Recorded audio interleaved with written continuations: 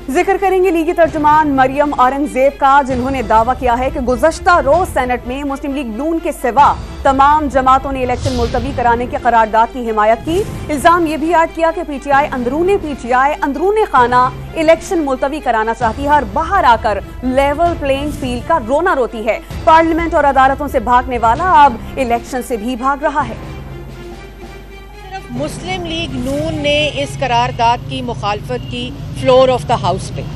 तो ये जो रवैया है ना कि अंदर चुप है और बाहर है, ये लोग साजिश के तहत पहले लाहौर हाई कोर्ट चले गए इलेक्शन रुकवाने के लिए, कल सेनेट की करारदाद का साथ दिया और बार आर के शोर करते हैं कि हमने इलेक्शन लड़ना है और हमें लेवल प्लेइंग फील्ड नहीं दी जा रही।